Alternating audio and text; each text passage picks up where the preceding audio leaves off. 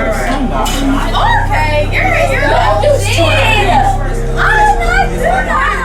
God came to earth as a human being, as one of us, in the person of Jesus Christ. And so we do the same in that we go to kids, wherever they are. We accept them unconditionally just the way they are. We have a variety of programs for them to be involved with. We have weekly high-energy club meetings where they have fun, they eat food, they get to know some mentors that care about them, and they hear about Christ and how he can be part of their lives. On a typical night where we're having a Youth First meeting, kids will get out of school and they'll come, they'll be greeted by their leaders, there'll be some snacks, there'll be a lot of fun games to play, and they'll get talked to unconditionally. It's pretty much high energy. It's a lot of craziness, a lot of fun, a lot of noise.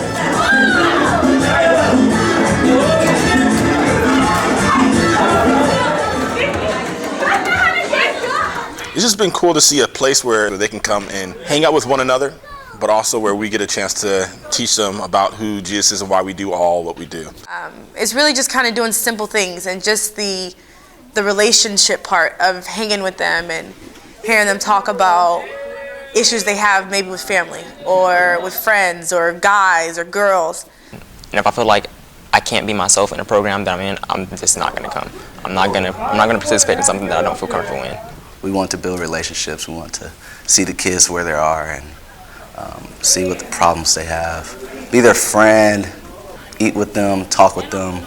It's good food. It's not the best food, but they feed us. It's for free, and they give us ride homes. I appreciate all these people. I can actually call these people my family, and basically I can be myself and not somebody that I'm not. I can see it as the ability for the kids to just let loose and kind of be themselves and just do what they normally wouldn't do with their outside friends. It's easier to ask them, hey, what's going on? What are you going through? Okay, yeah, I've been through that. So let me tell you, like a different way you could take it so you won't have to be stuck in this mood.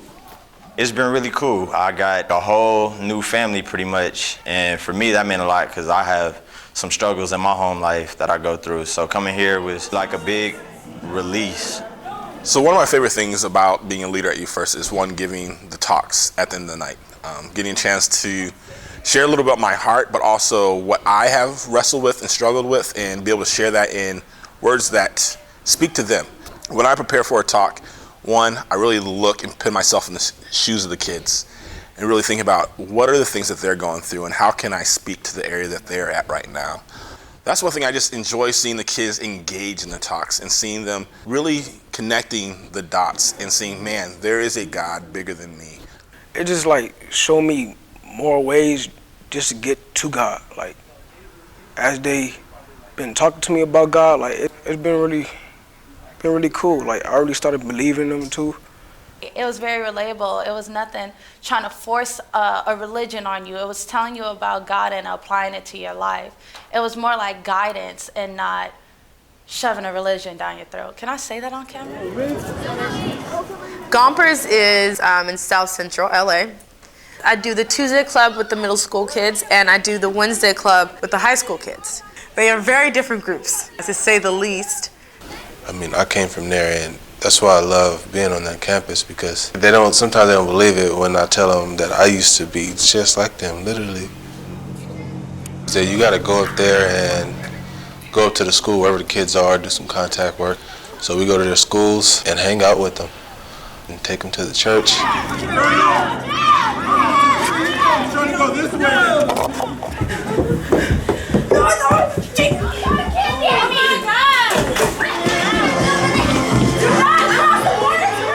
Some weeks it's like super hard. Some weeks they're like wild and they're all over the place and they're running, they're jumping, they're talking, and they won't be quiet, and they're cussing and on their phone. Like it's a lot of things. They need a lot of love. And I feel like our middle school crew, like that's what we're there for, to love on them and to show them you don't have to be crazy all the time, or you don't have to show out, or you don't have to be the biggest, the baddest, for people to love you and to accept you. I remember one week, one of the kids, he came back and he was like, "Josh, why are you always happy to see us?" You know, we always mess everything up. We always loud. We always fighting. Why you happy to see us? I was like, because we care. We're really happy to see you guys every week, even though the week before you drive us nuts. When my mom started Youth First, I told her, okay, we need to have a teen mom program just because so many of these girls who I had known from the time that they were in middle school had become teenage parents. To be in Youth First in the Teen Mom Club, all they have to do is have a baby at 19 or younger. And we have so many different kinds of teen moms in different situations. We had one girl who was 19 and pregnant at her freshman year at Cal State LA. And then we had another girl who was 4 or 5 months at her 8th grade graduation. We like to take them on field trips. We'll go to places like the LA Zoo or the Long Beach Aquarium. And I mean, when you're 15, you don't really have like parenting skills, right? We like to do field trips like that to sort of help them work on their parenting skills. We also like getting them together in groups because what is that a lot of girls would feel lonely. A lot of these girls didn't want to continue their education after their kids. So if it wasn't for this program, I don't think that these girls had a sense of direction as far as their education. So statistics say that teen moms shouldn't finish high school, that they shouldn't finish college, and we have girls who are finishing high school and trying to go on to college or work full time. Like I said, we try to register them to vote. We help them get jobs. It's really nice to help them out because I know the struggle. And when they say they can't, I'm like, no, you can. I didn't have anyone, you don't have anyone, but hey, we're gonna make it happen. It is interesting doing urban ministry because on the one hand, you see kids having so much fun that you would never know some of the stories of their lives. I mean, a typical day for most of the kids, I mean, they go to school and either on their way to school or on their way home from school, they have to walk through some pretty tough neighborhoods. They all live in tough neighborhoods where most of them can't really go outside and enjoy the daylight. They mostly stay in or go to each other's houses. And it shows how strong they are and how they have to grow up fast in a way, some of the stuff that they go through and deal with. It's really opened my eyes and really taught me a lot about people in general and not judging a book by its cover. There's been so many times where like things such as getting shot at, getting a gun pointed at your head, and it's just like, you would think like, who is this God? Like, is he real or is he fake? Like, them are the questions you always ask yourself. It's so crazy because like when they come in, you would never think some of the things that they've gone through because of how their personality is. They're just so goofy and funny, like it's like watching little rascals run around. One of the exciting aspects for me is just raising Indigenous leadership from the kids' own neighborhoods, because then they see models of hope. They see students that are in college or a little beyond that are growing up in their same circumstances but are such positive and great role models. And a lot of them are kids that grew up in Youth First and now have stayed around to help with the next generation. When you see the Youth First kids become leaders, I mean, that's a wow. Because then you see the ones, you look at them and you're like, oh my God, they are a terror. And then a few years later, they come back and they're leaders. One of my biggest influences was one of the leaders, and he would take me out sometime and we would go out to eat, we would have some Bible study, we would understand what this life is about.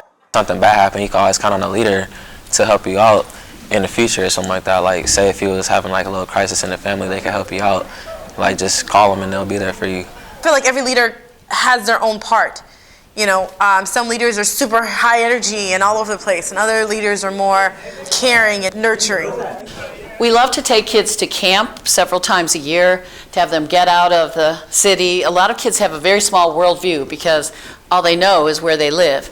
It's a whole nother world for us because you actually are outdoors and stuff like that. You actually get to escape from all the stuff that's happening from your home and stuff like that. So this is a whole good experience. You get to do all these activities like inner tubing, swimming like in lakes and stuff like that. And what I liked most about it was the cabin time and talking to people about how you felt and then just getting things off your chest. I've never actually experienced things that I experienced during camp. I've never been hiking. I never actually camped before. I never had s'mores. When I was there, I felt like everything was all about the kids.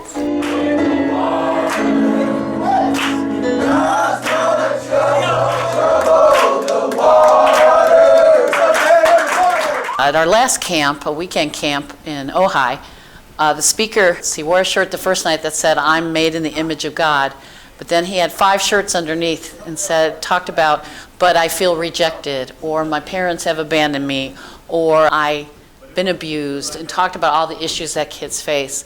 Well, the following day, the speaker had the kids write on a card sins and problems or issues in their life that they wanted to thumbtack to the cross. So I read through some of those index cards that they had thumbtacked to the wooden cross, and almost all the cards talked about 2 things. One was pain, and the other was anger. You know, I think that the media so often portrays inner city kids as hoodlums or troublemakers. What I found is they're some of the most creative, energetic kids, but they just don't have as many opportunities as other teenagers. So one of the things that we want to provide is for them to be in a loving environment that encourages their gifts, that lets them experience joy and fun in a safe place where they know they're loved and cared about. They brought love to me, like different kind of love, like nobody else can. I can be that person that said, hey, you ain't gotta be like what you're trying to be right now, you know? You can be something a little different. Youth First is a hope to let somebody else know, look, you can make it. Look at me. I was where you were. I made it. You can make it.